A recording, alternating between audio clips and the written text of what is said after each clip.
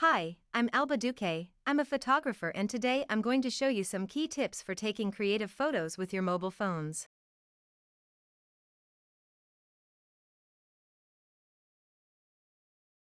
As the best camera is always the one you have with you, your phone is often the best ally when taking photos for Instagram. Remember to take them in vertical because that's how you'll see them on your mobile phone. Also, remember that photos will always be displayed within your feeds, so when taking photos, for example, of a person, frame their head, making sure it's more or less in the middle so you don't cut it off later. Another good tip is to apply some good composition rules, such as the rule of thirds.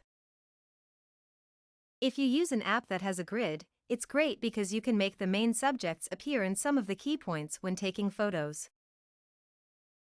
The normal thing is always to focus on the subject in front of us, but sometimes it can be interesting to do the opposite, for example, to focus on the background and blur the subject, creating a bit of mystery and more movement and depth.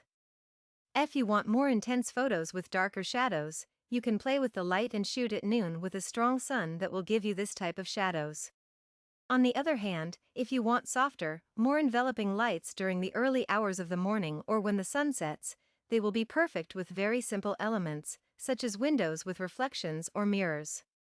You can achieve super creative photos because when you take the picture, you will see yourselves reflected, but also what is on the other side. Along the same lines, you can add very interesting details to the image if you take an object and cover part of the camera lens. This way, the photo will have that slightly blurred effect. And what you guys want to focus on in the background, anything goes. If you're creative, you can use anything from plants to a plastic bag. Use plastic wrap on anything that shines and will create beautiful reflections. Whatever comes to mind, sometimes the best photo is the one that is in between two moments that you have captured. The image has that magic, that movement that you will gradually learn to capture and that looks the best. I hope you found these tips helpful.